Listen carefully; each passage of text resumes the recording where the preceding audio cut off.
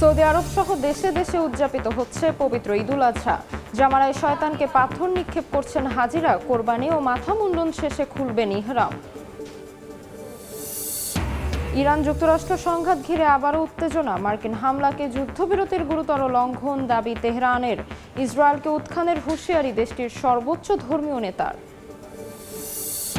গাজায় দখলদারদের বিমান হামলায় নিহত 2 ফিলিস্তিনি, আহত কয়েকজন। সমুদ্র ফ্লোরিডা আটকে দেওয়া ইসরায়েলের বিরুদ্ধে কঠোর নিষেধাজ্ঞার দাবি ফ্রান্সের। ইউক্রেনে রাশিয়ার ভয়াবহ হামলার হুমকির পর ইউরোপ জুড়ে উত্তেজনা। জার্মানি নরওয়েতে রুশ কূটনীতিকদের তলব সংযত হওয়ার আহ্বান জাতিসংঘের। এবং অনুপ্রবেশ ইস্যুতে প্রশাসনকে কঠোর হওয়ার নির্দেশ ভারতের পশ্চিমবঙ্গের মুখ্যমন্ত্রীর। বিজেপি সরকারের সিদ্ধান্তের সমালোচনা কংগ্রেসের।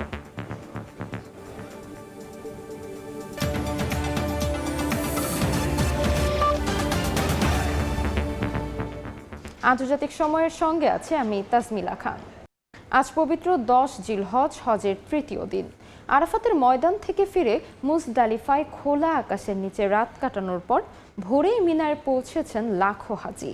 শয়তানকে কঙ্কর নিক্ষেপ, আল্লাহর সন্তুষ্টির উদ্দেশ্যে কোরবানি এবং মাথা মুন্ডনের মধ্য দিয়ে ধীরে ধীরে ইহরাম মুক্ত হচ্ছেন আল্লাহর মেহমানরা।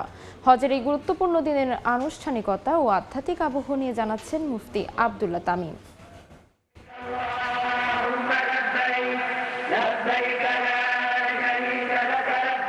9 জিলহজ আরাফাতের ঐতিহাসিক ময়দানে অবস্থান ও ইবাদত শেষে সূর্যাস্তের পর মুজদালিফার পথে রওনা হন আল্লাহর মেহমানরা। সারা রাত খোলা আকাশের নিচে ইবাদত, জিকির আর দোয়ায় কাটান তারা। মাগফিরাত আর আত্মসমর্পণের এক অনন্য আবহে ফজরের নামাজ আদায় করে সূর্য ওঠার আগেই মিনার উদ্দেশ্যে যাত্রা শুরু করেন লাখো হাজি। 10 জিলহজ সকালে মিনায় পৌঁছেই বড় জামারায় শয়তানের উদ্দেশ্যে একে একে 7টি কঙ্কর নিক্ষেপ করেন হাজিরা। আল্লাহু আকবার ধ্বনিতে মুখর হয়ে ওঠে পুরো জামারা এলাকা। হযরত ইব্রাহিম আলাইহিসসালাতু ওয়াসসালামের সুন্নাহর অনুসরণে সম্পন্ন হওয়া এই প্রতীকী আমলের মধ্য দিয়ে শয়তানের কুমন্ত্রণা ও অশুভ শক্তির বিরুদ্ধে অবস্থান নেওয়ার অঙ্গীকার পুনর্ব্যক্ত করেন মুসল্লিরা। কঙ্কর নিক্ষেপ শেষে শুরু হয় কোরবানির আনুষ্ঠানিকতা। মিনার নির্ধারিত স্থানে পশু জবাইয়ের মাধ্যমে সম্পন্ন করেন এই গুরুত্বপূর্ণ আমল। আর যারা ইসলামিক ডেভেলপমেন্ট ব্যাংক ও অনুমোদিত এজেন্সির মাধ্যমে কোরবানি দিচ্ছেন, তারা কনফার্মেশন বার্তা পাওয়ার পর পরবর্তী আনুষ্ঠানিকতার প্রস্তুতি নেন। পুরো প্রক্রিয়া জুড়েই হাজিদের মাঝে ছিল গভীর ধর্মীয় অনুভূতি ও প্রশান্তির আবহ। কোরবানি সম্পন্ন হওয়ার পর মাথা মুন্ডন ও চুল ছোট করার মধ্য দিয়ে ইহরামের বিধিনিষেধ থেকে মুক্ত হন আল্লাহর মেহমানরা। দীর্ঘ প্রতীক্ষার পর ইহরামের সাদা কাপড় বদলে সাধারণ পোশাকে ফিরতে পেরে হাজিদের চোখে মুখে ফুটে ওঠে স্বস্তি, তৃপ্তি আর আনন্দের ছাপ। একই দিনে সৌদি আরব জুড়ে পালিত হচ্ছে পবিত্র ঈদুল আজহা। মুফতি আব্দুল্লাহ তামিম, সময় সংবাদ, মুজদালিফা, সৌদি আরব। হজের সবশেষ অবস্থা জানাতে মক্কা থেকে যুক্ত হচ্ছেন সহকর্মী মুফতি আব্দুল্লাহ তামিম। সরাসরি যাচ্ছি তার কাছে।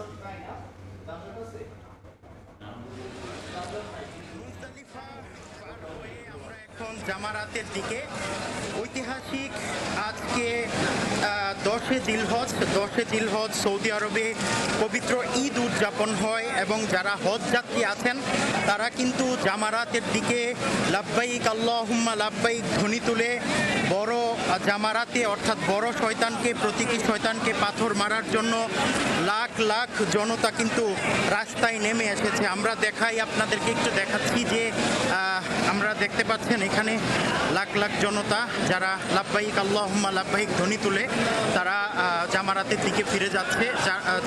দিকে যাচ্ছে।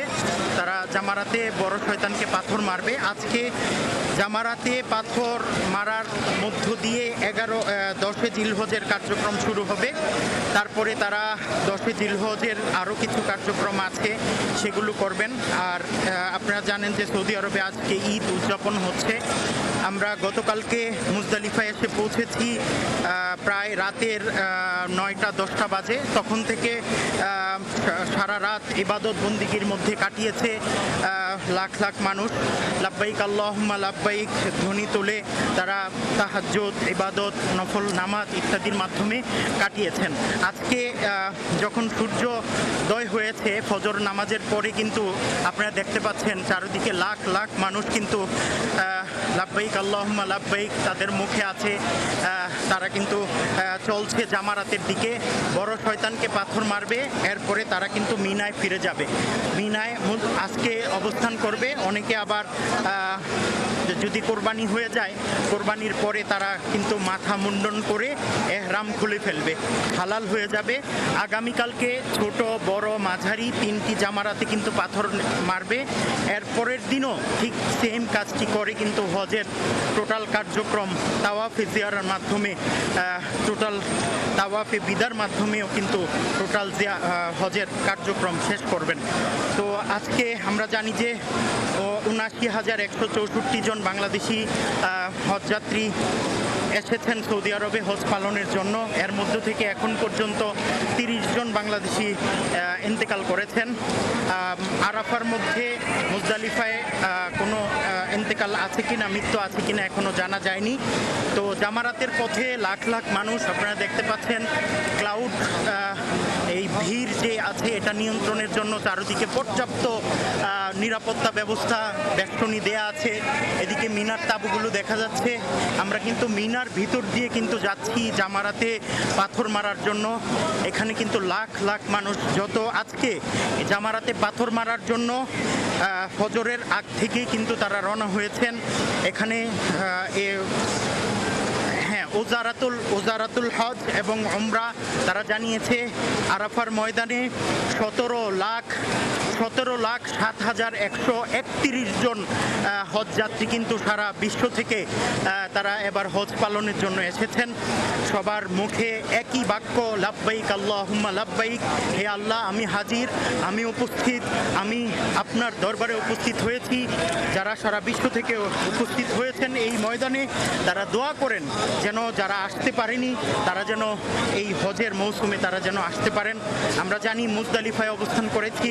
আরাফার পরে মুজদালিফায় অবস্থান করা এটা একটা গুরুত্বপূর্ণ ইবাদত, হজের একটা ওয়াজিব বিধান যে শুভেচ্ছা দিক থেকে সূর্যোদয় পর্যন্ত সেখানে অবস্থান করা একটি ওয়াজিব বিধান।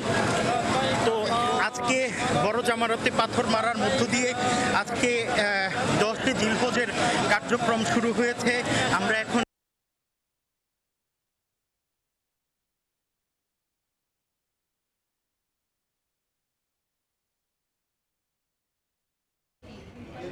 সৌদি আরব থেকে সরাসরি যুক্ত ছিলাম। মধ্যপ্রাচ্য সহ বিশ্বের বিভিন্ন দেশে ধর্মীয় ভাব গাম্ভীর্য উৎসব মুখর পরিবেশে উদযাপিত হচ্ছে পবিত্র ঈদ উল আজহা। জাপান, দক্ষিণ কোরিয়া ও মালয়েশিয়া ঈদের জামাত, কোলাকুলি ও শুভেচ্ছা বিনিময়ের মধ্য দিয়ে আনন্দ ভাগাভাগি করে নেন প্রবাসী বাংলাদেশিরা। মঙ্গলবার মালয়েশিয়ার রাজধানী কুয়ালালামপুর সহ বিভিন্ন এলাকায় সকাল থেকে ঈদের নামাজ ও কোরবানির আনুষ্ঠানিকতায় অংশ নেন প্রবাসী বাংলাদেশিরা। কর্মব্যস্ত জীবনের ক্লান্তি ভুলে প্রবাসী ঈদের আনন্দ ভাগাভাগি করে নেন তারা। জাপানের রাজধানী টোকিওতে মদিনা মসজিদে কয়েকটি ধাপে ঈদ জামাত অনুষ্ঠিত হয়।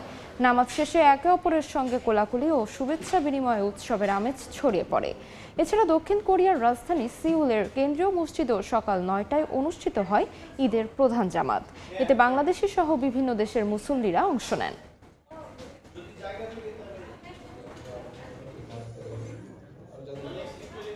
এদিকে ভারতের পশ্চিমবঙ্গে বিজেপি সরকার ক্ষমতায় বসার পর যে কটি বিতর্ক হয়েছে তার মধ্যে অন্যতম কলকাতার ঐতিহাসিক রেড রোডে ঈদের নামাজ না পড়ার সিদ্ধান্ত। এবারে পবিত্র ঈদের নামাজ হবে রেড রোড লাগোয়া আরেক ঐতিহাসিক জায়গা ব্রিগেড প্যারেড গ্রাউন্ডে। সেই প্রস্তুতিও শুরু হয়েছে সেখানে। কিন্তু কেন হঠাৎ এমন সিদ্ধান্ত নেওয়া হলো এর উত্তর নেই কারো কাছে। বিস্তারিত জানাচ্ছেন সুব্রত আচার্য, ছবি তুলেছেন বিশ্বজিৎ দাস। কলকাতার ব্যস্ততম সড়ক রেড রোড, এর ঠিক পাশেই দুধারে আছে বিভিন্ন ফুটবল দলের অফিস এবং পূর্ব ভারতের সেনা সদর দপ্তর। শুধু তাই নয়, এই সড়ক দিয়েই মূলত বিধানসভা, কলকাতা হাইকোর্ট, রাজভবন, এমনকি ধর্মতলার মতো ব্যস্ততম এলাকারও সংযোগ। এই সড়কেই নিয়ম করে বছরে 2 ঈদে নামাজে শামিল হতেন লাখো মুসল্লি। কলকাতার খেলাফত কমিটির আয়োজিত ঈদ জামাতকে ভারতের অন্যতম বড় জামাত বলেও দাবি করা হয়। কলকাতা, শহরতলি, অন্য জেলা এমনকি প্রতি বছর পর্যটক হিসেবে আসা অগণিত বাংলাদেশি পর্যটকও ঈদের জামাতে শামিল হতেন এই রেড রোডেই। এবার এই রেড রোডে আর ঈদের জামাত হচ্ছে না। রেড রোড থেকে 500 মিটার দূরে ব্রিগেড প্যারেড গ্রাউন্ডে চলছে ঈদ জামাতের প্রস্তুতি। আর রেড রোডে ঈদের জামাত না হওয়ার সিদ্ধান্তে আছে মিশ্র প্রতিক্রিয়া। নতুন সরকার এমন কিছু নিয়ম চালু করেছে যা রাজ্যের সংখ্যালঘু সম্প্রদায়ের মাঝে আতঙ্ক ও উদ্বেগ তৈরি করেছে বলে মনে করেন অনেকে। আবার এই সিদ্ধান্তকে সাধুবাদও জানিয়েছেন কেউ কেউ। সরকার আসবে, সরকার বদলাবে, নতুন সরকার আসবে, নতুন নিয়ম হবে। এটা কোনো ইসলামিক স্টেটও নয়, এটা কোনো হিন্দু স্টেটও নয়, এটা একটা সেকুলার স্টেট। রেড রোডে নামাজ পড়া হতো, এটা জোর করে হিংসা ভাবে এটাকে ব্রিগেডে দিয়েছে। এটা আমাদের অধিকারকে ছেনা আছে।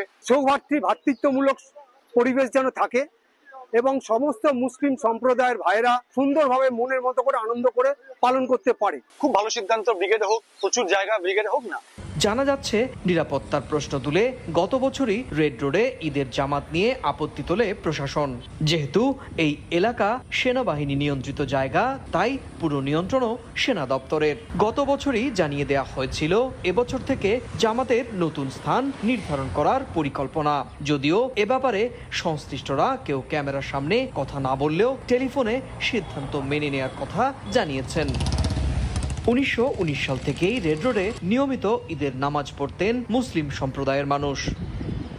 এমনিতেই এবছর কুরবানির পশুর জবাই নিয়ে সরকারের নির্দেশনায় ক্ষুব্ধ রাজ্যের মুসলমানরা। এর উপর রেড রোড থেকে সরিয়ে ব্রিগেড গ্রাউন্ডে ঈদের জামাতে কত মানুষের সমাগম হবে সেই প্রশ্ন উঠতে শুরু করেছে। সুব্রত আচার্য, সময় সংবাদ, পশ্চিমবঙ্গ, ভারত। ইরান যুক্তরাষ্ট্র সংঘাত ঘিরে আবারও বেড়েছে উত্তেজনা। মার্কিন প্রেসিডেন্ট ডোনাল্ড ট্রাম্প বলেছেন, ইরান আত্মসমর্পণ করলে গণমাধ্যম সেটিকে দারুণ কৌশলপূর্ণ বিজয় হিসেবে উপস্থাপন করবে। এদিকে যুক্তরাষ্ট্রের প্রভাবের অবসান ঘটছে দাবি করে ইসরায়েলকে উৎখানের হুঁশিয়ারি দিয়েছেন ইরানের সর্বোচ্চ নেতা মোস্তফা খামেনি। দেশটিতে মার্কিন হামলাকে যুদ্ধবিরতির গুরুতর লঙ্ঘন বলেও দাবি করা হয়েছে। এমন পরিস্থিতিতে হরমুজ ইস্যুতে দ্রুত সমঝোতায় পৌঁছানোর সম্ভাবনা রয়েছে বলছেন মার্কিন পররাষ্ট্রমন্ত্রী। স্থানীয় সময় মঙ্গলবার যুক্তরাষ্ট্রের প্রেসিডেন্ট ডোনাল্ড ট্রাম্প ট্রুথ সোশ্যালে বলেন, ইরান আত্মসমর্পণ করলে সেটিকে মাস্টারফুল ও ব্রিলিয়ান্ট বিজয় হিসেবে উপস্থাপন করা হবে। একই সময় ইরান অভিযোগ করে পারস্য উপসাগরের হরমুজ প্রণালীর কাছে যুক্তরাষ্ট্রের হামলা চলমান অস্থায়ী যুদ্ধবিরতি ভঙ্গ করেছে। ইরানের পররাষ্ট্র মন্ত্রণালয় এটিকে গুরুতর লঙ্ঘন হিসেবে উল্লেখ করে পরিস্থিতিকে আরও জটিল বলে অভিহিত করে। যুক্তরাষ্ট্রের দাবি, এসব হামলা ছিল প্রতিরক্ষামূলক এবং লক্ষ্য ছিল ক্ষেপণাস্ত্র ঘাঁটি ও মাইন বসানোর চেষ্টা করা নৌযানে। মার্কিন পররাষ্ট্রমন্ত্রী মার্কো রুবিও জানান, কয়েকদিনের মধ্যে একটি সমঝোতায় পৌঁছানোর সম্ভাবনা রয়েছে, যা হরমুজ প্রণালী জাহাজ চলাচল স্বাভাবিক করতে পারে। তবে পারমাণবিক কর্মসূচি ও আটকে থাকা সম্পদ ইস্যু নিয়ে দীর্ঘ আলোচনা প্রয়োজন বলে ইঙ্গিত দেওয়া হয়েছে।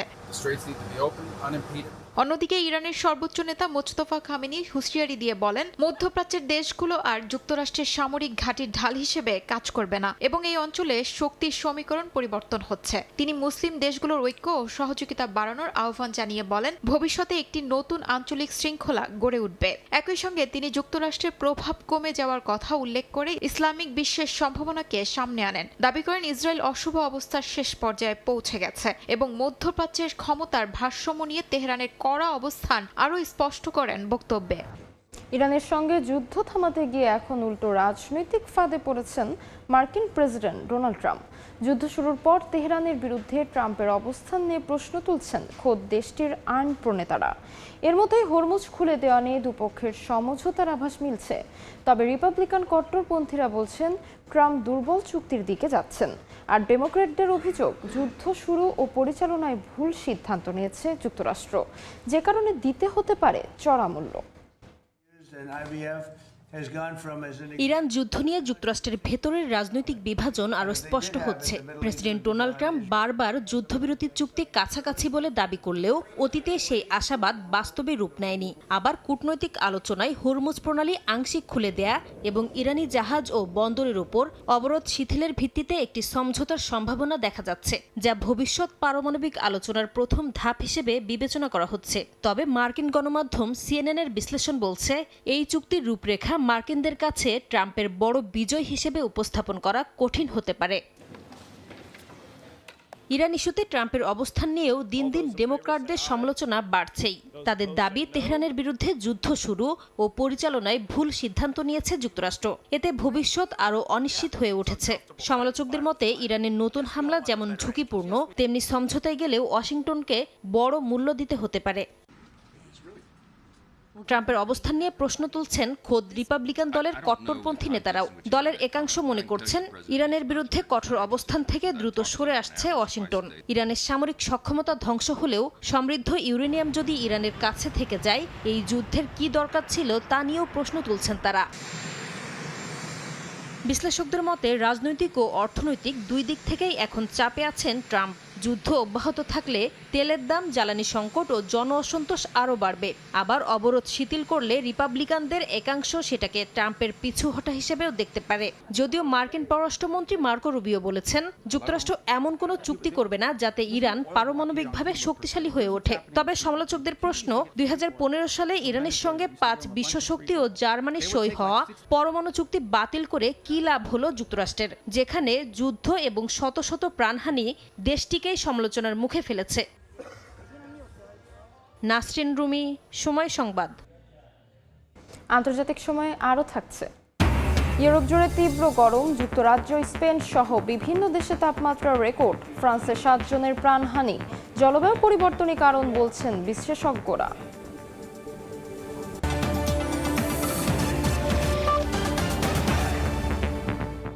গাজায় খান ইউনিসে ইসরায়েলি বিমান হামলায় নিহত হয়েছেন অন্তত 2 ফিলিস্তিনি। এ ঘটনায় আহত হয়েছেন আরও কয়েকজন। এদিকে গাজামুখী আন্তর্জাতিক মানবিক সহায়তা বহর আটকে দেওয়ার ঘটনায় ইসরায়েলের বিরুদ্ধে কঠোর নিষেধাজ্ঞার দাবি তুলেছে ফ্রান্স। যুদ্ধ, অবরোধ ও আন্তর্জাতিক আইন লঙ্ঘনের অভিযোগ ঘিরে নতুন করে বাড়ছে কূটনৈতিক চাপ। গত অক্টোবরে যুক্তরাষ্ট্রের প্রেসিডেন্ট ডোনাল্ড ট্রাম্পের মধ্যস্থতায় যুদ্ধবিরতি কার্যকর হলেও গাজা ইসরায়েলি হামলা পুরোপুরি থামেনি। স্থানীয় সময় মঙ্গলবার গাজার খান ইউনুস শহরে একটি গাড়ি বহর লক্ষ্য করে হামলা চালায় ইসরায়েলি বাহিনী। চিকিৎসা কর্মীদের তথ্য অনুযায়ী ওই বিমান হামলায় বেশ কয়েকজন ফিলিস্তিনি হতাহত হয়েছেন। ইসরায়েলি সামরিক বাহিনী হামলাটিকে লক্ষ্যভিত্তিক অভিযান বলেও উল্লেখ করলেও বিস্তারিত কিছু জানায়নি। যুদ্ধবিরতির দ্বিতীয় ধাপ বাস্তবায়ন নিয়ে এখনও অচলাবস্থা চলছে। এই ধাপে হামাসের নিরস্ত্রীকরণ এবং গাজা থেকে ইসরায়েলি সেনা প্রত্যাহারের বিষয় অন্তর্ভুক্ত রয়েছে। তবে যুদ্ধবিরতির পরও গাজার অর্ধেকের বেশি এলাকা ইসরায়েলের নিয়ন্ত্রণে রয়েছে। গাজার স্বাস্থ্য কর্মকর্তাদের দাবি, যুদ্ধবিরতি কার্যকর হওয়ার পর থেকে ইসরায়েলি হামলায় বহু ফিলিস্তিনি নিহত হয়েছেন। অন্যদিকে সংঘর্ষে কয়েকজন ইসরায়েলি সেনা নিহত হওয়ার দাবি করেছে ইসরায়েল বাহিনী। এদিকে গাজামুখী আন্তর্জাতিক মানবিক সহায়তা বহর আটকে দেওয়ার ঘটনায় ইসরায়েলের বিরুদ্ধে কঠোর অবস্থান নেওয়ার আহ্বান জানিয়েছে ফ্রান্স। দেশটির প্রধানমন্ত্রী সেবাস্টিয়ান লেকুর্নু বলেন, ইউরোপীয় ইউনিয়নের কাঠামোর মধ্যে ইসরায়েলের বিরুদ্ধে আরও কঠোর নিষেধাজ্ঞা প্রয়োজন। আন্তর্জাতিক আইন লঙ্ঘনের ঘটনায় নীরব থাকা ফ্রান্সের মতো দেশের জন্য অকল্পনীয় বলেও জানান তিনি। সোমবার আন্তর্জাতিক জলসীমায় গাজামুখী গ্লোবাল সমুদ সহায়তা বহর আটকে দেয় ইসরায়েলি বাহিনী। বহরের লাইভ সম্প্রচারে একের পর এক জাহাজ থামানোর দৃশ্য সামনে আসে। পরে প্রকাশিত এক ভিডিওতে ইসরায়েলি সরকারের কট্টর ডানপন্থী মন্ত্রী ইতামার বেন গভিরকে আটক কর্মীদের সামনে বিদ্রূপ করতে দেখা যায়, যা আন্তর্জাতিক মহলে সমালোচনার জন্ম দিয়েছে। বহরটিতে 39টি দেশের 4 শতাধিক কর্মী অংশ নিয়েছেন বলে জানান আয়োজকরা। শিউলি রোজা, সময় সংবাদ। গাজায় ইসরায়েলি আগ্রাসনে শুধু ঘরবাড়িই নয়, ধ্বংস হয়ে গেছে বহু কৃষিজমি। উপত্যকায় ব্যবহারযোগ্য কৃষিভূমি কমে দাঁড়িয়েছে মাত্র 6%। তাই টিকে থাকার লড়াইয়ে এবার টিন ও প্লাস্টিকের খালি কৌটাতেই সবজি চাষ করছেন ফিলিস্তিনি কৃষকরা। সহায়তা সংস্থার ফেলে যাওয়া ক্যানই এখন গাজার নতুন কৃষিক্ষেত্র। যুদ্ধবিধ্বস্ত গাজায় প্রধান সংগ্রাম এখন ক্ষুধা। এক মুঠো খাবারের আশায় লাইনে দাঁড়িয়ে থাকতে হয় ঘন্টার পর ঘন্টা। এই ধ্বংসস্তূপে দেখা দিয়েছে কৃষি জমির সংকট, তাই ফেলে দেয়া টিনের কৌটাতেই গাজাবাসী বুনছেন বেঁচে থাকার বীজ। দক্ষিণ গাজার অস্থায়ী গ্রিনহাউসগুলোতে দেখা মিলেছে এমনই এক ভিন্ন কৃষি চিত্রের। যুদ্ধের কারণে নাইলন টপ কিংবা কৃষি উপকরণের তীব্র সংকট দেখা দেওয়ায় প্লাস্টিকের বোতল বা খাদ্য কৌটাকে বিকল্প হিসেবে ব্যবহার করছেন কৃষকরা। সহায়তা সংস্থার রান্নাঘর থেকে ফেলে দেয়া এসব ক্যান সংগ্রহ করে তাতেই রোপণ করা হচ্ছে বিভিন্ন সবজির চারা। কৃষকরা জানান, নাইলনের ঘাটতি থেকেই এই ধারণার জন্ম। যুদ্ধের পর অধিকাংশ জমি ধ্বংস হয়ে যাওয়ায় ছোট ছোট অস্থায়ী কাঠামোর ভেতরে সীমিত জায়গায় চাষ চালিয়ে যেতে হচ্ছে। অনেকের ক্ষেত ও ফসল পুরোপুরি নষ্ট হয়ে যাওয়ায় এ ধরনের বিকল্প পদ্ধতি এখন তাদের বেঁচে থাকার উপায় হয়ে উঠেছে। গাজায় নাইলনের সংকট থেকেই এ ধারণার জন্ম। আমরা দাতব্য সংস্থার রান্নাঘরগুলো থেকে পরিত্যক্ত ক্যান ব্যবহার করতে শুরু করি। বিকল্প হিসেবে আমরা কোটার ভেতর চাষ শুরু করেছি। গাজায় ইসরায়েলি বাহিনী চিহ্নিত করা ইয়েলো জোনের আওতায় চলে গেছে অধিকাংশ কৃষি জমি। ফলে ব্যবহারযোগ্য কৃষিভূমি কমে দাঁড়িয়েছে মাত্র 6%। কৃষকরা বলছেন, কাজের সময় প্রায়ই গুলির মুখে পড়তে হয় তাদের। গুলি শুরু হলে লুকিয়ে থাকতে হয়, তারপর আবার জীবনের ঝুঁকি নিয়ে কাজে ফিরতে হয় মাঠে। জাতিসংঘের তথ্য অনুযায়ী যুদ্ধের আগে গাজার অর্থনীতির প্রায় 10%ই আসত কৃষিখাত থেকে। 5 লাখের বেশি মানুষ জীবিকার জন্য নির্ভর করতেন কৃষি, মাছ ধরা বা পশুপালনের উপর। গাজার কৃষি মন্ত্রণালয় বলছে, 2023 সালের অক্টোবরের পর থেকে প্রায় 86% কৃষি জমি ধ্বংস হয়েছে। সেই বাস্তবতায় খালি কৌটা পুনর্ব্যবহার শুধু কৃষি টিকিয়ে রাখার নয়, বেকার তরুণদের জন্য সামান্য কর্মসংস্থানেরও সুযোগ তৈরি করছে। নাসরিন রুমি, সময় সংবাদ। দেখছেন আন্তর্জাতিক সময়। ইউক্রেনের নতুন করে বিমান হামলার হুমকি ঘিরে ইউরোপ জুড়ে চলছে কূটনৈতিক উত্তেজনা। রাশিয়ার সতর্কবার্তার পর জার্মানি, নেদারল্যান্ডস, নরওয়ে ও ইউরোপীয় ইউনিয়ন রুশ কূটনীতিকদের তলব করেছে। মস্কোর হাইপারসনিক ক্ষেপণাস্ত্র ব্যবহারের দাবি ও বিদেশিদের শহর ছাড়ার আহ্বান পরিস্থিতিকে করে তুলেছে আরও সংঘাতমুখী। একই সঙ্গে জাতিসংঘ গভীর উদ্বেগ প্রকাশ করে উত্তেজনা কমানোর আহ্বান জানিয়েছেন। ইউক্রেনের রাজধানী কিয়েভে নতুন করে বড় ধরনের হামলার ইঙ্গিত দেওয়ার পর ইউরোপীয় কূটনৈতিক মহলে চলছে তীব্র প্রতিক্রিয়ার ঝড়। রাশিয়ার পক্ষ থেকে বিদেশি নাগরিক ও কূটনীতিকদের কিয়েভ ছাড়ার আহ্বানের পর জার্মানি, নেদারল্যান্ডস, নরওয়ে এবং ইউরোপীয় ইউনিয়ন রুশ কূটনীতিকদের তলব করে। ইইউ মুখপাত্র আনিত্তা হিপ্পার এই হুমকিকে অগ্রহণযোগ্য উত্তেজনা বৃদ্ধি বলে উল্লেখ করে মস্কোকে বেসামরিক নাগরিকদের উপর হামলা বন্ধের আহ্বান জানান। এর আগে মস্কো জানায়, সপ্তাহান্তে ইউক্রেনের ড্রোন ও ক্ষেপণাস্ত্র হামলার জবাবে কিয়েভে নতুন হামলার পরিকল্পনা রয়েছে। রাশিয়া দাবি করে হামলার উড়িসনিক ও হাইপারসনিক ক্ষেপণাস্ত্র ব্যবহার করেছে, যা শব্দের গতির প্রায় 10 গুণ গতিতে আঘাত হানতে সক্ষম। রুশ পররাষ্ট্র মন্ত্রণালয় আরও জানায়, কিয়েভের সামরিক শিল্প স্থাপনা ও সিদ্ধান্ত গ্রহণ কেন্দ্রগুলো এখন নিয়মিত লক্ষ্যবস্তু হবে। একই সঙ্গে বিদেশি নাগরিক ও কূটনৈতিক মিশনগুলোকে দ্রুত শহর ছাড়ার আহ্বান জানানো হয়। জবাবে জার্মানি, নেদারল্যান্ডস ও নরওয়ে কূটনীতিকদের তলব করে জানায়, মস্কোর এই অবস্থান হুমকি ও উত্তেজনা বাড়ানোর সমান। জার্মান পররাষ্ট্র মন্ত্রণালয় বলছে, ভয় নয়, বরং ইউক্রেনকে পূর্ণ সমর্থন অব্যাহত রাখবে জার্মান। একই সঙ্গে পশ্চিমা দেশগুলো রাশিয়াকে আন্তর্জাতিক আইন মেনে বেসামরিক নাগরিকদের সুরক্ষা নিশ্চিত করার আহ্বান জানায় জার্মান পররাষ্ট্র মন্ত্রণালয়। এদিকে জাতিসংঘে ইউক্রেনের রাষ্ট্রদূত আন্দ্রি মেলনিক রাশিয়ার পদক্ষেপকে নতুন ও ভয়াবহ আগ্রাসন হিসেবে আখ্যা দেন। অন্যদিকে কিয়েভের সামরিক ও বেসামরিক লক্ষ্যবস্তুতে হামলার পরিকল্পনা নিয়ে গভীরভাবে উদ্বেগ জানিয়ে জাতিসংঘের মহাসচিব আন্তোনিও গুতেরেস অবিলম্বে উত্তেজনা কমানোর আহ্বান জানান। একই সঙ্গে মার্কিন পররাষ্ট্রমন্ত্রী মার্কো রুবিও জানান, আলোচনায় অচলাবস্থা থাকলেও ওয়াশিংটন মধ্যস্থতার জন্য প্রস্তুত রয়েছে। শিউলি রোজা, সময় সংবাদ। অনুপ্রবেশ ইস্যুতে প্রশাসনকে আরও কঠোর হওয়ার নির্দেশ দিয়েছেন পশ্চিমবঙ্গের মুখ্যমন্ত্রী শুভেন্দু অধিকারী। মঙ্গলবার নদিয়া জেলার প্রশাসনিক বৈঠক শেষে শুভেন্দু বলেন, বাংলাদেশি অনুপ্রবেশকারীরা নিজেরা না পালালে কড়া ব্যবস্থা নেবে প্রশাসন। যদিও জোর করে বাংলাদেশে ঠেলে দেওয়াকে পুশব্যাক হিসেবে উল্লেখ করে বিজেপি সরকারের সিদ্ধান্তের সমালোচনা করেছেন প্রবীণ কংগ্রেস নেতা অধীর চৌধুরী। বিস্তারিত জানাচ্ছেন সুব্রত আচার্য। পশ্চিমবঙ্গে বিজেপি সরকারের বয়স মাত্র 17 দিন হলেও রোজ একের পর এক কঠোর সিদ্ধান্ত নিচ্ছেন মুখ্যমন্ত্রী শুভেন্দু অধিকারী। বিশেষ করে মুখ্যমন্ত্রীর দাবি করা প্রতিবেশী দেশ বাংলাদেশ থেকে অনুপ্রবেশকারীদের আটক ও ফেরানোর ইস্যুতে তার কঠিন প্রশাসনিক পদক্ষেপ নিয়ে তুমুল আলোচনা শুরু হয়েছে। রাজ্যের বিভিন্ন এলাকায় এরই মধ্যে শুরু হয়েছে বাংলাদেশি সন্দেহে গ্রেপ্তারের সাঁড়াশি অভিযান, আর যাদের আটক করা হচ্ছে তাদের রাখা হচ্ছে হোল্ডিং সেন্টারে। মঙ্গলবার সীমান্ত ঘেঁষা নদিয়া জেলার কল্যাণীতে মুখ্যমন্ত্রীর তৃতীয় জেলা স্তরের প্রশাসনিক বৈঠক থেকেও পুলিশ প্রশাসনকে কড়া নির্দেশনা দিয়েছেন বলে দাবি করেন মুখ্যমন্ত্রী। তিনি বলেন, জেলে রেখে ভারতীয়দের অধিকারের খাওয়া পড়ার সুযোগ দেয়া হবে না কোনো অনুপ্রবেশকারীকে। তাদের দ্রুত পালানোরও নির্দেশ দেন শুভেন্দু। তবে বিজেপি সরকারের বাংলাদেশি অনুপ্রবেশ ইস্যুতে কঠোর অবস্থানের সমালোচনা করেছেন সাবেক লোকসভার বিরোধী দলনেতা ও কংগ্রেস নেতা অধীর চৌধুরী। তিনি বলেন, প্রত্যাবর্তনের একটি নিয়ম আছে, এভাবে সীমান্ত দিয়ে পুশব্যাক করা যায় না।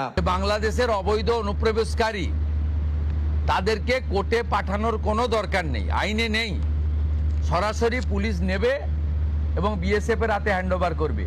বিএসএফ এর যা ভারত সরকার বাংলাদেশ সরকারের সঙ্গে আছে এগ্রিমেন্ট, তাতে বাংলাদেশি প্রুফ করে হ্যান্ডওভার করে দেবে। অনুপ্রবেশকারী আছে, আমরা ফেরত পাঠাবো। বাংলাদেশ সরকারের সঙ্গে চুক্তি হয়েছে, তা যদি না হয় তাহলে রাতের অন্ধকারে বিএসএফ বর্ডারে নিয়ে গিয়ে ধাক্কা মেরে বললো বাংলাদেশে ঢুকে যাও, সেটা কিন্তু ডিপোর্ট করা হলো না, সেটা কিন্তু পুশব্যাক করা হলো, ধাক্কা মেরে ঠেলে বাংলাদেশে পাঠিয়ে দেওয়া হলো। এদিকে রাজ্যটির উত্তর 24 পরগনা জেলার ভারত বাংলাদেশ সীমান্তের বসিরহাট এলাকার হাকিমপুরে একদল মানুষ সীমান্তের ওপারে যাওয়ার প্রস্তুতি নিচ্ছেন। এসব মানুষ কাজের সন্ধানে বিভিন্ন সময় দালাল ধরে সীমান্ত পেরিয়ে ভারতে প্রবেশ করেছিলেন। ক্যামেরার সামনে তারা নিজেরাই স্বীকার করেছেন, শুভেন্দু অধিকারীর হুঁশিয়ারিতে তারা ভয় পেয়ে নিজেদের দেশে ফিরছেন। সরকার যখন ঘোষণা দিচ্ছে ওই জন্য এসছে, এখানে এখন রিটার্ন যাচ্ছে। সরকার যদি না রাখে তাহলে আমরা তো থাকতে পারি না, এই জন্য চলে যাচ্ছি। শুধু অনুপ্রবেশ ইস্যুতেই নয়, শুভেন্দু প্রশাসন কঠোরভাবে একের পর এক অবৈধ নির্মাণও ভাঙছে। এদিন রাজ্যের বিভিন্ন জায়গায় চলেছে আলোচিত বুলডোজার অভিযান, চলেছে দুর্নীতিগ্রস্ত তৃণমূল নেতাদের গ্রেপ্তারের অভিযানও। এদিনও উত্তর 24 পরগনার বাদুরিয়ার এক তৃণমূল প্রতিনিধির কার্যালয়ের পাশ থেকে কোটি কোটি টাকা উদ্ধার করেছে পুলিশ। সুব্রত আচার্য, সময় সংবাদ, পশ্চিমবঙ্গ, ভারত। আন্তর্জাতিক সময় আরও থাকছে। কঙ্গোতে ইবোলায় চিকিৎসকের মৃত্যুতে বাড়ছে উদ্বেগ। পরিস্থিতি পর্যবেক্ষণে দেশটি সফরে যাচ্ছেন WHO প্রধান। বিশ্বকাপ ঘিরে কড়া নিরাপত্তায় মেক্সিকো। মে মাসে যেন ইউরোপে নেমে এসেছে তীব্র গরম। যুক্তরাজ্য, ফ্রান্স, স্পেন সহ পশ্চিম ইউরোপের বিভিন্ন দেশে ভাঙছে তাপমাত্রার রেকর্ড। অতিরিক্ত তাপপ্রবাহে ইতিমধ্যে ফ্রান্সে অন্তত 7 জন প্রাণ হারিয়েছেন। জলবায়ু বিশেষজ্ঞরা বলছেন, বৈশ্বিক উষ্ণায়নের কারণে ইউরোপে এমন কঠিন পরিস্থিতি আরও ঘন ঘন দেখা দিচ্ছে। স্থানীয় সময় সোমবার যুক্তরাজ্যের তাপমাত্রা পৌঁছায় 34.8 ডিগ্রি সেলসিয়াসে, যা দেশটির ইতিহাসে মে মাসের সর্বোচ্চ তাপমাত্রা। লন্ডনের কিউ গার্ডেনে রেকর্ড হওয়া এই তাপমাত্রাকে দেশটির আবহাওয়া দফতর মধ্য গ্রীষ্মের এই সময়ে অস্বাভাবিক বলে উল্লেখ করেছে। একই সঙ্গে এই সোমবার সরকারি ছুটির দিনগুলোর মধ্যে দেশটির ইতিহাসের সবচেয়ে গরম দিন হিসেবে রেকর্ড হয়েছে। ফ্রান্সেও ভাঙছে তাপমাত্রার রেকর্ড। দেশটির আবহাওয়া সংস্থা জানিয়েছে, সোমবার ছিল মে মাসের ইতিহাসে সবচেয়ে উষ্ণতম দিন। দক্ষিণ পশ্চিমাঞ্চলের কিছু এলাকায় তাপমাত্রা 37 ডিগ্রি সেলসিয়াস ছাড়িয়েছে। তীব্র গরমে দেশটিতে কয়েকজনের মৃত্যুও হয়েছে। এমন পরিস্থিতিতে তাপপ্রবাহের মধ্যে মানুষকে স্বাস্থ্যবিধি মেনে চলার আহ্বান জানিয়েছেন দেশটির স্বাস্থ্যমন্ত্রী। আমার মনে হয় এখন সবচেয়ে জরুরি বিষয় হলো মানুষকে বারবার সতর্কবার্তা জানানো। তাপপ্রবাহ থেকে নিজেকে সুরক্ষিত রাখতে সারাদিন তৃষ্ণা না পেলেও নিয়মিত পানি পান করুন, জানালা বন্ধ রাখুন, আপনার আশপাশের ঝুঁকিতে থাকা মানুষদের খোঁজ নিন। স্পেনেও বাড়ছে গরমের তীব্রতা। আবহাওয়া অফিস বলছে দেশটির কিছু এলাকায় তাপমাত্রা 40 ডিগ্রি সেলসিয়াস পর্যন্ত পৌঁছাতে পারে। রাজধানী মাদ্রিদে গরম থেকে বাঁচতে মানুষ ভিড় করছেন সুইমিং পুলগুলোতে। ইতালির কিছু অঞ্চলে খোলা আকাশের নিচে কাজের সময়েও বিধিনিষেধ জারি করা হয়েছে। আমার মনে হয় প্রতি বছরই গরমটা একটু আগেই শুরু হচ্ছে এবং দীর্ঘ সময় ধরে থাকছে। আমরা যেভাবে পারছি সেভাবেই মানিয়ে নেয়ার চেষ্টা করছি। আমি গরম একেবারে সহ্য করতে পারি না, শীতকালই বেশি পছন্দ করি। তবে ভালো লাগছে যে আজই প্রথম সুইমিং পুলে এলাম। আমরা যতটা সম্ভব ঠান্ডা থাকার চেষ্টা করছি। মঙ্গলবার স্লোভাকিয়ার রাজধানীতেও তাপমাত্রা 30 ডিগ্রি সেলসিয়াসের একটু বেশি ছিল, যা মে মাসের শেষের গড় তাপমাত্রার চেয়ে অন্তত 8 ডিগ্রি বেশি। এ সময় তীব্র রোদ থেকে বাঁচতে পর্যটক ও স্থানীয়দের ছায়া খুঁজতে দেখা যায়। আবহাওয়াবিদরা বলছেন উত্তর আফ্রিকা থেকে আসা গরম বাতাস আটকে পড়ায় ইউরোপে হিটডোম পরিস্থিতির সৃষ্টি হয়েছে। গবেষকদের মতে মানবসৃষ্ট জলবায়ু পরিবর্তনের কারণেই ইউরোপে আগেভাগেই তাপপ্রবাহ দেখা দিচ্ছে এবং তা আরও দীর্ঘ থেকে তীব্র হচ্ছে। নাসরিন রুমি, সময় সংবাদ। স্কটল্যান্ডের রাজধানী এডিনবরায় ঐতিহাসিক আগ্নেয়গিরি আর্থার্স সিটে ভয়াবহ দাবানল ছড়িয়ে পড়েছে। জনপ্রিয় পর্যটন কেন্দ্র জুড়ে দ্রুত আগুন ছড়িয়ে পড়ায় সতর্ক অবস্থানে স্থানীয় প্রশাসন। স্থানীয় সময় সোমবার দেশটির ঐতিহাসিক আর্থার্স সিট এলাকায় আগুন লাগার খবর পায় Scottish fire and rescue service. কিছুক্ষণের মধ্যেই দাবানলটি পাহাড় জুড়ে ছড়িয়ে পড়ে। পরিস্থিতি নিয়ন্ত্রণে ঘটনাস্থলে মোতায়েন করা হয় দমকল কর্মীদের। নিরাপত্তার স্বার্থে বন্ধ করে দেওয়া হয় আশেপাশের চলাচলের পথ। এরই মধ্যে পাহাড়ের নিচের অংশ থেকে আগুন নিয়ন্ত্রণের চেষ্টা চালাচ্ছেন উদ্ধারকর্মীরা। খরা ও বিস্তৃত এলাকার কারণে নিয়ন্ত্রণে বেগ পেতে হচ্ছে। তবে কী কারণে আগুনের সূত্রপাত হয়েছে তা এখনও নিশ্চিত করতে পারেনি কর্তৃপক্ষ।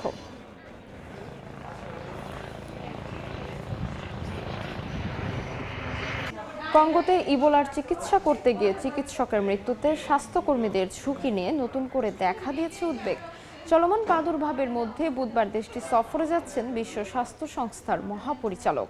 এদিকে বিশ্বকাপ সামনে রেখে যুক্তরাষ্ট্র ও কানাডার সঙ্গে সমন্বয় করে সীমান্ত নিরাপত্তা জোরদার করেছে মেক্সিকো। স্থানীয় সময় মঙ্গলবার কঙ্গোর পূর্বাঞ্চলীয় শহর বুনিয়ায় ইবোলা রোগীদের চিকিৎসা করতে গিয়ে মারা যাওয়া এক চিকিৎসকের দাফন সম্পন্ন করেন সহকর্মী, আত্মীয়স্বজন ও রেড ক্রসের স্বেচ্ছাসেবকরা। এই ঘটনা আবারও সামনে এনেছে ইবোলা মোকাবেলায় সামনের সারির স্বাস্থ্যকর্মীদের চরম ঝুঁকি। ইটুরি প্রদেশে চলমান প্রাদুর্ভাবটি এখন পর্যন্ত সবচেয়ে উদ্বেগজনকগুলোর একটি হিসেবে দেখা হচ্ছে। বিশ্ব স্বাস্থ্য সংস্থা জানিয়েছে কঙ্গো উগান্ডায় চলমান এই ইবোলা প্রাদুর্ভাবে এখন পর্যন্ত প্রায় 1000 রোগী শনাক্ত হয়েছেন এবং মৃতের সংখ্যাও 200 ছাড়িয়েছে। প্রাদুর্ভাবটি স্ট্রেইন দ্বারা সৃষ্ট, যার জন্য এখনো কোনো অনুমোদিত ভ্যাকসিন নেই, যা পরিস্থিতিকে আরও জটিল করে তুলছে। জাতিসংঘের ডেপুটি মুখপাত্র জানান, বিশ্ব স্বাস্থ্য সংস্থা এবং 55টি মানবিক সংস্থা আক্রান্ত এলাকায় কাজ করছে এবং জরুরি স্বাস্থ্যসেবা ও অপুষ্টি মোকাবেলায় সহায়তা দিচ্ছে। তবে সতর্ক করেন, সহিংসতা ও দুর্গম এলাকার কারণে অনেক জায়গায় স্বাস্থ্যকর্মীরা পৌঁছতে পারছেন না, যা প্রতিক্রিয়াকে ব্যাহত করছে। ইবোলা ভাইরাস সাধারণত সংক্রমিত শরীরে তরল ও দূষিত উপকরণ এবং অনিরাপদ দাফনের মাধ্যমে ছড়ায় বলে বিশেষজ্ঞরা সতর্ক করেছেন। এই প্রেক্ষাপটে মেক্সিকো 2026 ফুটবল বিশ্বকাপকে সামনে রেখে যুক্তরাষ্ট্র ও কানাডার সঙ্গে সমন্বিত মহামারী নজরদারি ব্যবস্থা চালুর ঘোষণা দিয়েছে। দেশটির স্বাস্থ্যমন্ত্রী জানিয়েছেন, উচ্চ ঝুঁকি অঞ্চল থেকে আসা যাত্রীদের জন্য বিমানবন্দরে স্ক্রিনিং ও স্বাস্থ্য পরীক্ষা আরও কঠোর করা হবে।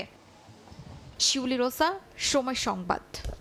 যুক্তরাষ্ট্রের বিদেশি শিক্ষার্থীদের জনপ্রিয় ওটিপি কর্মসূচিতে জালিয়াতি ও অপব্যবহারের অভিযোগে তদন্ত শুরু করেছে মার্কিন কর্তৃপক্ষ। প্রায় 10,000 বিদেশি শিক্ষার্থী ও সংশ্লিষ্ট নিয়োগদাতাদের বিরুদ্ধে তদন্ত করছে দেশটির অভিবাসন ও শুল্ক প্রয়োগকারী সংস্থা আইসি। এতে পড়াশোনা শেষে চাকরি ও H-1B ভিসার পথে নতুন অনিশ্চয়তা তৈরি হয়েছে। যুক্তরাষ্ট্রে F1 ভিসাধারী আন্তর্জাতিক শিক্ষার্থীদের জন্য অপশনাল প্র্যাকটিক্যাল ট্রেনিং ওটিপি কর্মসূচি নিয়ে তদন্ত শুরু করেছে দেশটির কর্তৃপক্ষ। এই কর্মসূচির আওতায় শিক্ষার্থীরা পড়াশোনা শেষে 12 থেকে 36 মাস পর্যন্ত নিজেদের বিষয় সম্পর্কিত কাজে কাজ করার সুযোগ পান। প্রযুক্তি অন্যান্য খাতে অভিজ্ঞতা অর্জনের একটি গুরুত্বপূর্ণ পথ হিসেবে এটি দীর্ঘদিন ধরে পরিচিত। তবে এবার এই কর্মসূচি ঘিরে বড় ধরনের তদন্ত শুরু করেছে যুক্তরাষ্ট্রের অভিবাসন ও শুল্ক প্রয়োগকারী সংস্থা আইসিই। সংস্থাটি বলছে ওটিপি ব্যবস্থার মাধ্যমে ব্যাপক জালিয়াতি ও অপব্যবহারের প্রমাণ পাওয়া গেছে। প্রাথমিক তদন্তে প্রায় 10,000 বিদেশি শিক্ষার্থী ও সংশ্লিষ্ট নিয়োগদাতাদের বিরুদ্ধে অনিয়মের অভিযোগ উঠেছে। অনেক প্রতিষ্ঠানের ঠিকানায় কোনো কার্যক্রম না পাওয়া, খালি ভবন বা তালাবদ্ধ অফিসের মতো অনিয়মও ধরা পড়েছে বলে জানায় সংস্থাটি। কিছু ক্ষেত্রে একই ঠিকানায় একাধিক প্রতিষ্ঠানের নাম ব্যবহারের ঘটনাও শনাক্ত করেছে তদন্তকারীরা। একটি প্রতিষ্ঠানের দাবি ছিল সেখানে মাত্র 3 জন ওটিপি কর্মী রয়েছে, কিন্তু নথিপত্রে প্রায় 500 শিক্ষার্থীর সংশ্লিষ্টতা পাওয়া গেছে। কর্মকর্তারা জানান, প্রতিষ্ঠানের কার্যক্রম সম্পর্কে প্রশ্ন করা হলে উত্তরে যুক্তরাষ্ট্রের বদলে ভারতের যোগাযোগকারীদের কাছে পাঠানো হচ্ছিল। বিশ্লেষকদের মতে এই তদন্ত আন্তর্জাতিক শিক্ষার্থীদের জন্য বড় ধরনের অনিশ্চয়তা তৈরি করতে পারে। প্রযুক্তি খাতে চাকরির সংকোচন, নিয়োগ কমে যাওয়া এবং ভিসা যাচাই প্রক্রিয়া কঠোর হওয়ায় যুক্তরাষ্ট্রে উচ্চশিক্ষার পর কর্মসংস্থান পাওয়া আগের চেয়ে অনেক বেশি চ্যালেঞ্জিং হয়ে উঠছে, যে কারণে ওটিপি কর্মসূচির ভবিষ্যৎ নিয়েও শঙ্কা বাড়ছে। শিউলি রোজা, সময় সংবাদ। শৈশবের শখ আর যুদ্ধের ক্ষত পেরিয়ে ইরাকের প্রাচীন ঐতিহ্য আগলে রেখেছেন 60 বছর বয়সী নারী গাদা ফাসি। হামদানিয়া শহরের আল আসলাফ জাদুঘরে তিনি প্রদর্শন করেছেন পূর্বপুরুষদের স্মৃতিচিহ্ন এবং বিলুপ্তপ্রায় খ্রিস্ট ধর্মাবলম্বীদের নানা ঐতিহ্য। আইএসের তাণ্ডব ও বাস্তুচ্যুতির গল্প বুকে নিয়েও ভবিষ্যৎ প্রজন্মের জন্য ইতিহাস বাজিয়ে রাখার এই লড়াই আলোড়ন তুলেছে দর্শনার্থীদের মাঝে। 14 বছর বয়স থেকে পুরনো জিনিস সংগ্রহের অদ্ভুত এক নেশা জাগে ইরাকি নারী গাদা ফাসির মনে। মসুল ও হামদানিয়ায় দাদা দাদির বাড়িতে দেখা প্রাচীন সুরমাদানি, সুগন্ধির পাত্র কিংবা উলের সুতা বোনার চরকা দিয়ে শুরু হয়েছিল সেই যাত্রা। সেই রূপকথার মতো শৈশবের সংগ্রহগুলোই আজ স্থান পেয়েছে উত্তর ইরাকের হামদানিয়া শহরের আল আসলাফ বা পূর্বপুরুষ জাদুঘরে। ইরাকের অন্যতম প্রধান খ্রিস্টান অধ্যুষিত অঞ্চল হামদানিয়া। 2 দশক ধরে আল কায়দা এবং পরবর্তীতে জঙ্গি গোষ্ঠী আইএসের বর্বর নির্যাতনে এই অঞ্চলের বহু খ্রিস্টান পরিবার ভিটেমাটি ছাড়া হয়, ধ্বংস হয়ে যায় বহু প্রাচীন নিদর্শন। গাদাফাসি জানান, যুদ্ধের সময় বাগদাদে থাকার কারণে তার সংগ্রহের অনেক মূল্যবান সম্পদ হারিয়ে গেছে, পুড়ে গেছে ঘরবাড়ি। 2017 সালে জঙ্গিমুক্ত হওয়ার পর ধ্বংসস্তূপে পরিণত হওয়া হামদানিয়ায় ফিরে আসেন গাদাফাসি। 2019 সালে ফিরে এসে অবশিষ্ট স্মারকগুলো নিয়ে 2020 সালে গড়ে তোলেন এই ব্যক্তিগত জাদুঘর। সেখানে রাখা প্রাচীন গ্রামোফোন, পুরনো টেলিফোন, ঐতিহ্যবাহী পোশাক এবং কুমারদের তৈরি মাটির পাত্র আজ ইতিহাস প্রেমীদের আকর্ষণের কেন্দ্রবিন্দু। জাদুঘরের একটি বিশেষ কাঠের টুকরোয় খোদাই করা আছে মাদার মেরির ছবি, যা আইএসের তাণ্ডবের মাঝেও অক্ষত ছিল। এই টুকরোটি দেখলেই সন্তানদের বাস্তুচ্যুত হওয়ার যন্ত্রণাদায়ক দিনগুলোর কথা মনে পড়ে গাদার। তবুও বুক ভরা আশা নিয়ে তিনি জানান, পূর্বপুরুষদের এই সম্পদগুলো টিকিয়ে রাখলে আগামী প্রজন্মও নিজেদের শিকড়কে ভুলে যাবেন না। নাদিম মারজান, সময় সংবাদ। বিশ্বজুড়ে মুসলিমরা যখন ঈদের আনন্দে পরিবার পরিজনের সঙ্গে সময় কাটান, তখন যুক্তরাজ্যে বসবাসরত হাজারো বাংলাদেশি রেস্টুরেন্ট কর্মীর কাছে ঈদ মানে ব্যস্ত কর্মদিবস। ঈদের দিনেও দীর্ঘ সময় কাজ করতে হওয়ায় পরিবার ও স্বজনদের সঙ্গে আনন্দ ভাগাভাগির সুযোগ থেকে বঞ্চিত হন তারা। তাই অন্তত ঈদের দিনে ছুটি নিশ্চিতের দাবি আরও জোরালো হচ্ছে প্রবাসী বাংলাদেশিদের মধ্যে। লন্ডন থেকে বিস্তারিত জানিয়েছেন সোয়েব কবির। যুক্তরাজ্যে মুসলিম জনগোষ্ঠীর সংখ্যা বাড়ার সঙ্গে সঙ্গে ঈদের উৎসবও দিন দিন বড় পরিসরে উদযাপিত হচ্ছে। তবে এখনও ঈদের দিনে সরকারি ছুটি না থাকায় সবচেয়ে বেশি ভোগান্তিতে পড়েন রেস্টুরেন্ট খাতে কর্মরত বাংলাদেশের শ্রমিকরা। বছরের 2 ঈদেই অধিকাংশ কর্মীকে কাটাতে হয় কর্মস্থলে। পরিবারের সঙ্গে ঈদ উদযাপন, আত্মীয় স্বজনের সঙ্গে দেখা করা কিংবা সন্তানদের সময় দেওয়ার সুযোগ খুব কমই পান তারা। অনেকের জন্য ঈদের দিন বলতে শুধু নামাজের সময়টুকুই আলাদা। আমাদের তো ঈদের দিন ছুটি নেই, এইসব ইন্ডিয়ান রেস্টুরেন্টে সবসময় ঈদের দিনও কাজ করা লাগে। ঈদের দিন ছুটি হলে সবচেয়ে সুন্দর হইতো, বিদেশের বাড়িতে দেশের ঈদের একটা আনন্দ কিছুটা হইলে অনুভব করা যায়। তো এই ব্যাপারে আমার আকুল আবেদন রইল। রেস্টুরেন্ট খাতে কর্মরত শ্রমিকদের অধিকার আদায়ে শক্তিশালী কোনো সংগঠন না থাকায় তাদের দাবি বাস্তবায়নও সহজ হচ্ছে না। চাকরি হারানোর শঙ্কায় অনেকে প্রকাশ্যে কথা বলতে চান না। তবে বিভিন্ন সামাজিক ও কমিউনিটি সংগঠন দীর্ঘদিন ধরে ঈদের দিনে ছুটি নিশ্চিতের দাবিতে মানববন্ধন, প্রচারণা ও সচেতনতামূলক কার্যক্রম চালিয়ে যাচ্ছে। শ্রমিকের তার উৎসবের দিনে তাকে ছুটি না দেওয়া একটা হ্যারাসমেন্টের শামিল। আমাদের একটাই দাবি, মাল্টিকালচারাল এবং মাল্টিরেশিয়াল ব্রিটেনে ধর্মীয় উৎসবে তার ঈদের ছুটিটা পাওয়া তার একটা শ্রমিকের অধিকার। ঈদের আনন্দ যেন সবার জন্য সমানভাবে নিশ্চিত হয়, এই দাবিতে চলমান প্রচারণা সামাজিক যোগাযোগ মাধ্যমেও ব্যাপক সাড়া ফেলেছে। প্রবাসী বাংলাদেশিদের আশা, অন্তত ঈদের দিনটিতে পরিবারের সঙ্গে সময় কাটানোর সুযোগ নিশ্চিত করতে সংশ্লিষ্টরা কার্যকর উদ্যোগ নেবে। যুক্তরাজ্যে প্রায় 40 লাখের মতো মুসলিম বসবাস করলেও ঈদের দিন এখানে নেই কোনো সরকারি ছুটি। তাই সীমিত সময়ের মধ্যে ঈদের নামাজ আদায় ও পারিবারিক উদযাপন শেষ করতে বাধ্য হন তারা। এর ফলে দাবি তুলছেন যেন ঈদের দিন অন্তত সরকারি ছুটি দেওয়া হোক। শোয়েব কবির, সময় সংবাদ, লন্ডন। পর্দা নামলো নিউ ইয়র্ক আন্তর্জাতিক বাংলা বইমেলার। মুক্তধারা ফাউন্ডেশন আয়োজিত 35তম বইমেলায় দেশ বিদেশের 35টি প্রকাশনা সংস্থা অংশ নেয়। 25টি এবার আজীবন সম্মাননা ভূষিত হয়েছে বিশিষ্ট অর্থনীতিবিদ রেহমান সোবহান। কথাসাহিত্যিক ডক্টর আব্দুল নূরের হাতে তুলে দেওয়া হয় মুক্তধারা জিএফপি সাহিত্য পুরস্কার। নিউ ইয়র্ক থেকে হাসাদুজ্জামান সাকির রিপোর্টে বিস্তারিত। টানা 2 দিনের বৃষ্টি উপেক্ষা করে নিউ ইয়র্ক আন্তর্জাতিক বাংলা বইমেলায় শত শত মানুষের উপস্থিতি। গানে, কবিতায় আর নৃত্যে 4 দিনের বইমেলা যেন পরিণত হয় মিলন মেলায়। আয়োজকরা বলছেন, বই বেচাকেনা কিছুটা বিঘ্নিত হলেও বৃষ্টিকে জয় করেছেন সাহিত্য ও সংস্কৃতি প্রেমীরা। ছাতা মাথায় নিয়ে তারা ঘুরে বেরিয়েছেন বইয়ের স্টলে। 3 দিন টানা বৃষ্টি ছিল, বাট কোনো ব্যাপারে এটাতে ব্যাঘাত ঘটেনি যে বইমেলার লোকজন কম হয়েছে বা সমাগম কমেছে। বইমেলার কোনো তুলনাই হতে পারে না।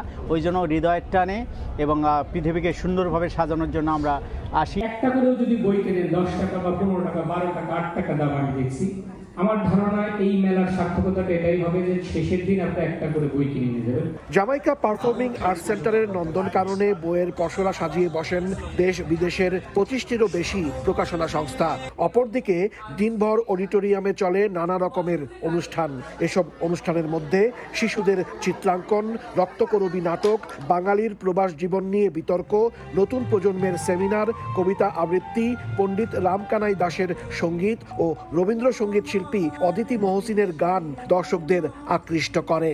বৃষ্টি হলো 2 দিন, তো তা সত্ত্বেও যে প্রচণ্ড উৎসাহ এখানে পরিলক্ষিত হলো, এটা খুবই আশাব্যঞ্জক, খুবই উৎসাহ। আগামী বছর বইমেলা 3 যুগ, 36 বছর। এই 3 যুগ মুক্তধারা ফাউন্ডেশনের জন্য একটা চ্যালেঞ্জ, যে 35 বছর পর 36 বছর কিভাবে উদযাপন করবে, এটাই আমরা সকলের সহযোগিতা চাই। অনুষ্ঠানে গবেষক ও ঔপন্যাসিক ডক্টর আব্দুল নূরকে মুক্তধারা জিএফপি সাহিত্য পুরস্কার ও বিশিষ্ট অর্থনীতিবিদ রেহমান সোবহানকে আজীবন সম্মাননায় ভূষিত করা হয়। সেরা প্রকাশনা সংস্থা হিসেবে চিত্তরঞ্জন সাহা পুরস্কার পেয়েছে বাংলাদেশের প্রতিষ্ঠান বাতিঘর। হাসানুজ্জামান সাকি, সময় সংবাদ, নিউ ইয়র্ক। প্রবাস জীবনের ব্যস্ততা আর দূর দেশের একাকিত্ব ছাপিয়ে ঈদের আনন্দে এক হয়ে গেলেন মালয়েশিয়ায় থাকা হাজারো বাংলাদেশি। কুয়ালালামপুরে অনুষ্ঠিত জমকালো মিউজিক্যাল কনসার্ট সোনালী সন্ধ্যা যেন এক সন্ধ্যার জন্য ফিরিয়ে আনলো দেশের উৎসবের আবহ। দেশীয় তারকাদের গান, নাচ আর প্রাণবন্ত আয়োজনে প্রবাসীদের উচ্ছ্বাসে মুখর হয়ে ওঠে পুরো ভেন্যু। মালয়েশিয়া থেকে মোহাম্মদ আব্দুল কাদেরের রিপোর্টে বিস্তারিত। প্রবাসীর কর্মব্যস্ত জীবনে ঈদের আনন্দকে একটু ভিন্নভাবে উদযাপন করতে কুয়ালালামপুরের মিনারা পিজিআরএম টাওয়ারে জড়ো হন হাজারো প্রবাসী বাংলাদেশি। স্থানীয় সময় রোববার বিকেল থেকেই রাত পর্যন্ত চলে আয়োজন প্রতিষ্ঠান MS গোল্ডের বিশেষ কনসার্ট সোনালী সন্ধ্যা, যেখানে জনপ্রিয় শিল্পী প্রীতম হাসান, জেফার ও প্রতীক হাসানের গানে মুগ্ধ হয়ে উৎসবে মাতেন দর্শকরা। প্রিয় শিল্পীদের সরাসরি পারফরমেন্সে পুরো হল জুড়ে তৈরি হয় উৎসবের আবহ।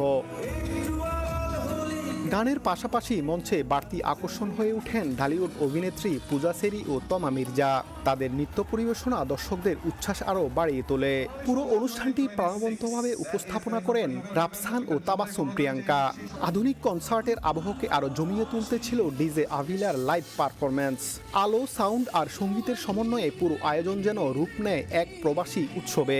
আমরা বিদেশের মাটিতে এরকম একটা প্রোগ্রাম কখনোই পাই না, তো আমাদের মনে হচ্ছে যে বাংলা গানের সঙ্গে বাংলা কালচার ফ্যামিলির সঙ্গে আছি। আমরা খুবই উৎফুল্ল মালয়েশিয়াতে বসে, আমরা দেশের একটা ফিল পাচ্ছি। আর আমাদের বাঙালি ভাইদের মাঝখানে এই সারটা পৌঁছাতে পেরে আমাদের খুব ভালো লাগছে। আশা করি আপনারা সবাই আনন্দিত হবেন, আমরা এই প্রোগ্রামে আনন্দিত, এবং আজকে যারা অর্গানাইজ করছে এই প্রোগ্রামে তাদেরকে আমার তরফ থেকে ধন্যবাদ ও আন্তরিক শুভেচ্ছা রইল। শুধু গান আর নাচ নয়, প্রবাসীদের জন্য আয়োজনের বাইরে ছিল এক টুকরো দেশীয় আবহ। হলের বাইরে বসানো হয় পিঠা, মিষ্টান্ন ও বিভিন্ন ঐতিহ্যবাহী বাংলা খাবারের স্টল। পরিবার ও বন্ধুদের সঙ্গে সেই খাবার উপভোগ করতে দেখা যায় দর্শকদের। আয়োজকরা বলছেন, প্রবাসীদের মাঝে দেশীয় সংস্কৃতি ও উৎসবের অনুভূতি ছড়িয়ে দিতেই এমন আয়োজন। অংশ নেওয়া প্রবাসীদের প্রত্যাশা, সোনালী সন্ধ্যা তাদের প্রবাস জীবনের স্মৃতিতে দীর্ঘদিন ধরেই আনন্দের একটি বিশেষ মুহূর্ত হয়ে থাকবে। মোহাম্মদ আব্দুল কাদের, সময় সংবাদ, কুয়ালালামপুর, মালয়েশিয়া। আন্তর্জাতিক সময়ের শীর্ষ সংবাদগুলো জানিয়ে দিচ্ছে আরো একবার। সৌদি আরব সহ দেশে দেশে উদযাপিত হচ্ছে পবিত্র ঈদুল আজহা। জামারায় শয়তানকে পাথর নিক্ষেপ করছেন হাজিরা। কোরবানি ও মাথা মুন্ডন শেষে খুলবেন ইহরাম। ইরান যুক্তরাষ্ট্র সংঘাত ঘিরে আবারও উত্তেজনা। মার্কিন হামলাকে যুদ্ধবিরতির গুরুতর লঙ্ঘন দাবি তেহরানের। ইসরায়েলকে উৎখানের হুঁশিয়ারি দেশটির সর্বোচ্চ ধর্মীয় নেতার। এবং গাজায় দখলদারদের বিমান হামলায় নিহত 2 ফিলিস্তিনি, আহত কয়েকজন।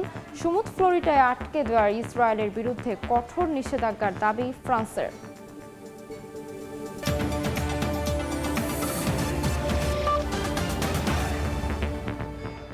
এই ছিল আন্তর্জাতিক সময়। এরপর সকাল 10টার সময় সংবাদের সঙ্গে থাকবেন ইমদাদুল হক। রাজমিলা, আপনাকে ধন্যবাদ। সকাল 10টার সময় সংবাদ নিয়ে আসছি কিছুক্ষণ পর, সঙ্গে থাকুন সময়ের।